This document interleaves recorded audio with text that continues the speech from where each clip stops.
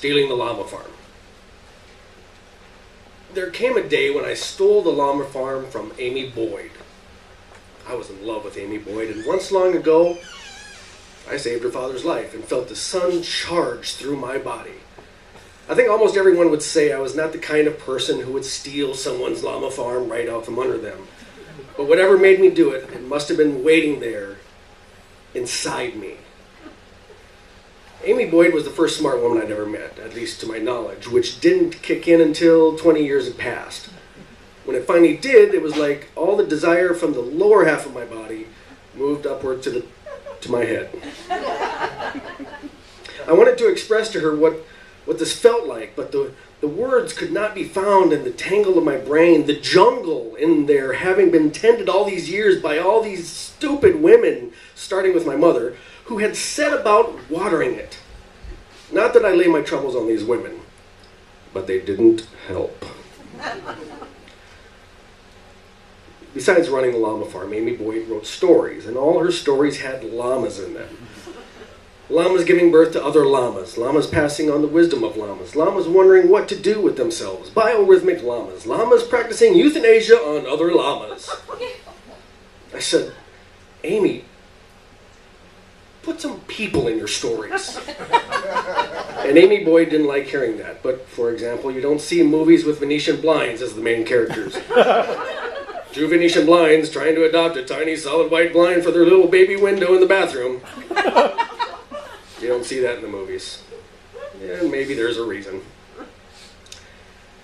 As usual, Amy didn't answer me. I'm starting to see what my two ex-wives found so annoying about me. You should be glad I don't argue, I told them. I'm just a mellow guy. But now there was nothing more I would have liked than a heated discussion leading to a heated argument. Well, let's just talk about it, I suggested to Amy. Maybe you have seen a movie about Venetian blinds. Have you, Amy? No. But she pulled on her rubber knee-highs and was already out the door. I followed her to the llama barns, and we passed the hollowed circle where I had saved her father's life. Her father, now long dead, so what had been the point of saving him, really? I mean, a waste of a perfectly good foot that had not yet seen its prime. Amy was careful to avoid this permanent dead image in the grass where it happened. It softened her some. I could see by the slump of her shoulders to remember her father and how he would have died a little bit earlier if not for me. Just a little bit earlier, but that little bit of extra time hardly worth mentioning now. But how were we to divine such a thing on that day? How were we to know he might not have had a life dull and interminable ahead of him? God knows he had been dull and interminable up to that point. There was no reason to think it might not continue. The dead spot in the grass, still recognizably shaped to the imaginative eye as a lower torso, set my foot to crawling inside its boot. And when my foot hurt like that, it felt like something punching its way out of a box, and only a sturdy box could contain it. Which is why I always cage my feet in cowboy or steel-toed work boots. I couldn't help but look up as we passed the spot where it happened. I can't help looking. Everywhere I go and everywhere I notice the same thing. How low the high tension wires are, and how low they hover, and how low certain death is strung out above us. Amy's father had been struggling with his new extension ladder, showing off how to carry something 40 feet long, and was headed straight towards these wires. And when I ran to push him away, both his clenched hands knocked back from the ladder, flicking one of mine against it. And what was in that wire shot through my arm and fired out through my foot. The whole town drove by to check out the scorch burns on the grass, and for more than a month I got a happy buzz out of my charred foot and was proud of the 2 toes I was going to lose, and my 21-year-old self had plenty of time to perfect the many jokes about what to do with those toes. Then the skin grafts and rehab started. By then, the miracle of simply being alive had receded into the foreground, into the forgotten background, where daily living, day after day, always managed to put it. And I was in a terrible misery compounded by morphine addiction. And I vowed then, and it's a vow I've kept, that I've done my good deed for the afternoon, and anybody else bearing a ladder toward a high-tension wire was on their own. I'd yell out, sure, try to get their attention, but that's as far as I would go, unless, of course, it was Amy Boyd, and then I'd sacrifice all. I trailed Amy to the llama barns, where she began scooping food pellets from the bin. A false spring had passed, and we were back to winter again. Amy said another big snowstorm was sweeping over the Great Lakes. I thought less about the snowstorm and more about the fact that Amy had freely offered a line of conversation. "Pedro!" she then hollered, sounding mean. The llamas began shuffling toward the food. Her beloved Pedro, Jesus, and Maria. The three llamas she talked about the most.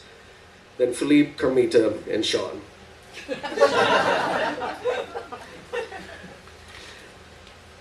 A half dozen more after that.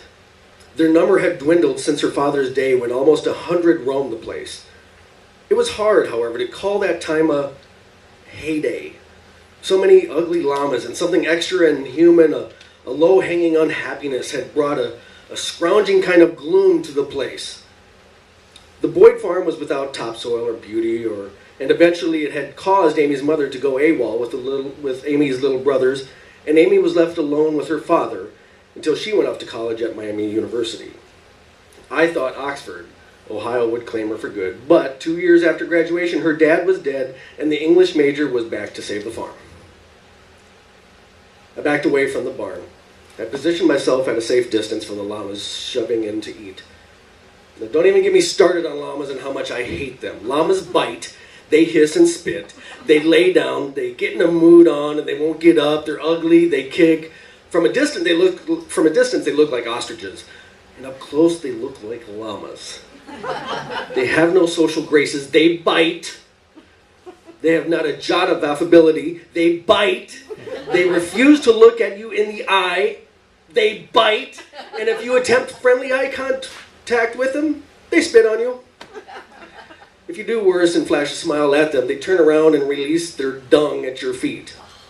I've seen this happen too many times not to know it for fact. And it wasn't as if the llamas liked Amy, but hated the rest of us. Because they appeared to hate her too. They saved some of their best spitting and kicking and biting just for her, just for their Amy. There was a sick, hostile dependence between Amy and her llamas, and despite a compelling case of domestic abuse up and down her arms, bite marks on her thighs, and quail egg hematomas on her calves, she stuck it out. She spent her days caring for them and her nights writing about them. Hunched over in the dark with pencils that kept breaking, she pressed so hard, writing stories about my arch rivals, Pedro, Felipe, and Jesus. Why did smart women get sucked into these kind of relationships? With me, it was easy. I married dumb. We were two shallow wells, and when our wells ran dry, there were no permanent hard feelings, just a need to fill up elsewhere. It didn't seem so bad, so I tried it all over again, and life moved on. It was past 5 o'clock, and I had to be going. For the 500th time, I asked Amy if she wanted to meet up at Chi-Chi's. Now, meet up was how I said it, not a date, just two cars happening upon each other in the same lot, a meeting up. For the 500th time, Amy didn't bother to answer me, and I headed for my truck, rehearsing a final positive remark about Pedro. Good appetite tonight. So I would be welcomed back into her good graces the next day without having to limp for it. When I turned and saw Amy's eyes glaring right at me, sunken and black, it had been so long since I had seen them focused my way, I welcomed their fierce glare. My heart rose at the sight. I loved everything about her, even her eye sockets tunneling to a hateful squint, because everything about her was nothing I'd ever known. I can't say it was good. I can't say it was bad. It was something I ignored for 20 years. Yes or no, she was demanding. Are you going to do it or not? Yeah, I said, absolutely. What time do you want to meet up? At Chi-Chi's that night, I sat alone. Now, ours was a town of 8,600 though it felt like 50. And all of that 50 usually hanging out at Chi-Chi's every night. To my knowledge, Amy had never been inside, and she had just increased her streak by another cipher. She had not wanted to eat with me. She had wanted me to take care of her llamas while she drove to Pittsburgh to pick up her brother at the airport. She was sure she'd get caught in a snowstorm and have to stay the night. She asked me to feed Pedro and the others, but she never said please, and she never said thank you. She was losing all her manners. She hardly ever made eye contact. I said I had to dance in a ring to keep up with her averted stares. Chi-Chi's was the only restaurant to speak of in town. It was 3 years old and had quickly driven out businesses. The other major restaurant, a smorgasbord with a coal mining motif that surprisingly was not named the Black Lung Buffet. We had turned away from all-you-can-eat strip mining. We had embraced Mexico, and Mexico embraced us. "Ready to order?" the waitress asked. Still in high school, she wore somebody's varsity jacket over her uniform. Somebody from Steubenville. "Do you want to hear the specials?" "No, just give me the hearty ole," I said. It embarrassed me even to say it. I dreamed of a time when no one bothered to order off the Chi-Chi menu anymore, and the sweet, broad faces of the waitresses had to press back a smile at the mention of chimichangas. We ate simple and pure, arroz y pollo, or if we got lucky, arroz y llama. And one of us, afterwards, always drove to the house where the person he loved lived alone with her creatures. And he stretched out on her grass, picking the charmed scorched spot for his bed. And for the rest of the night, whatever he dreamed belonged to him. The next morning, I drove to Amy's farm. She was already gone. Her note told me Pedro and pals had been fed. The crabbed handwriting seemed to scowl as fiercely as she did. No mention of a thank you, no mention of a please, no mention of a, "Hey, help yourself to tap water for doing this." But at the end of this sour note, she had drawn a big smiley face with a single spit curl on top and one above each ear. That big smiley face with 3 little hairs hit me hard with anger. It propelled me to the pantry where I sorted through the keys hanging on the key jockey and found the one to the ancient stake body truck. I had to excavate the equipment barn to clear a path for it. Then I drove it to the llama field and loaded as many of those animals as I could on it. They kept trying to bite me. Their matted fleeces gave me a coughing fit. I took off my belt and flailed and coughed and yanked them into the truck. I had to hope that special llama mood wouldn't strike, because if they decided to belly down on me, I'd never be able to budge them off the ground. But I got 6 of them loaded in the ancient truck without any hissing or spitting.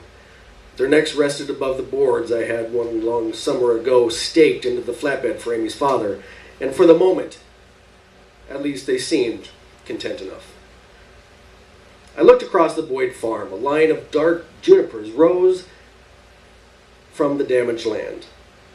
Strip mining had drawn our horizon ragged and had forever shifted the landscape. Now neither its beauty nor its ugliness was natural. I felt I was living a lie in a landscape that itself was carved into a lie. And you might as well say this. You might say, why didn't you simply extricate yourself from the lie? Why didn't you leave? But that's just it.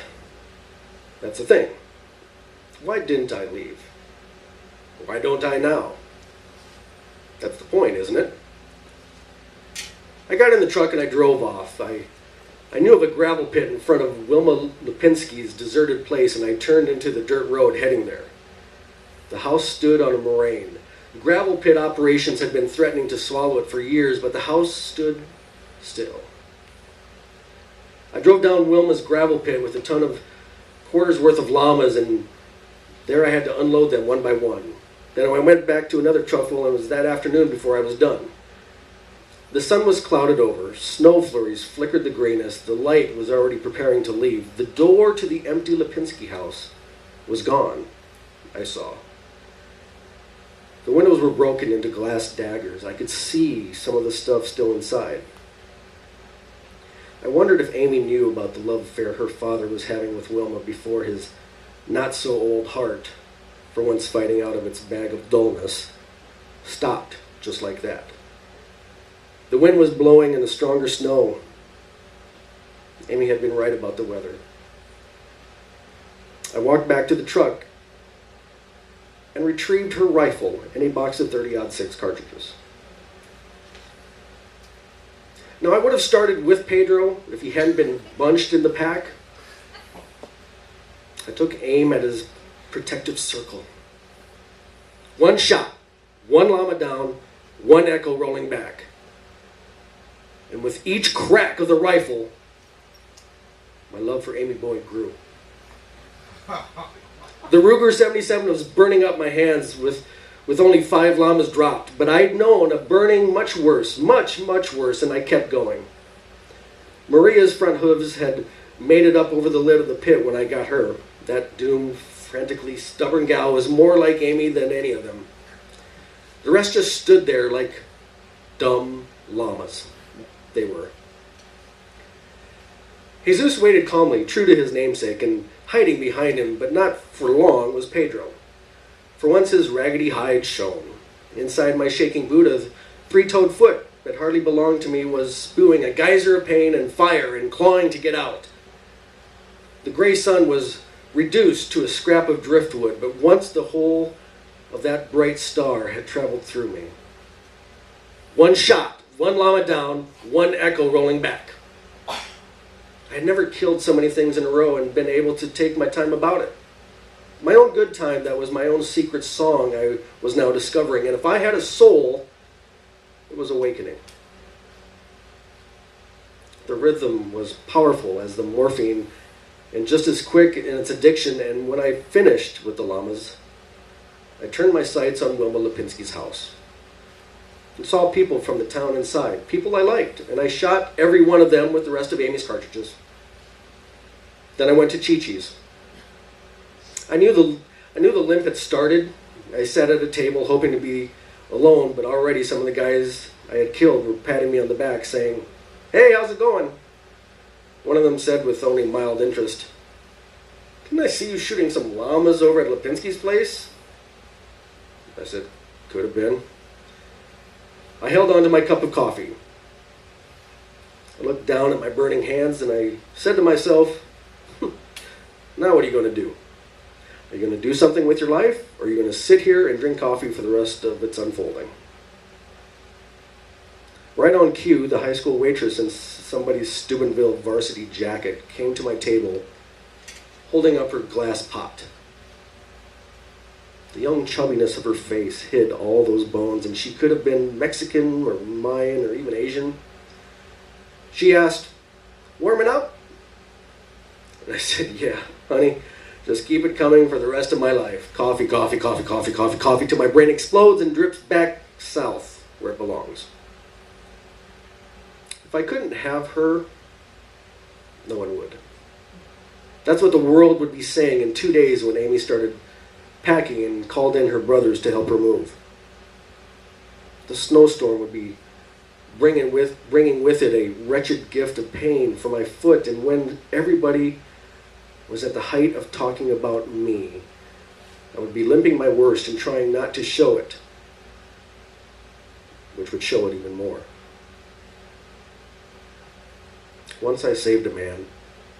It was 100 years ago, and now I would save his daughter. There was no reason for this. It was just something I wanted to do.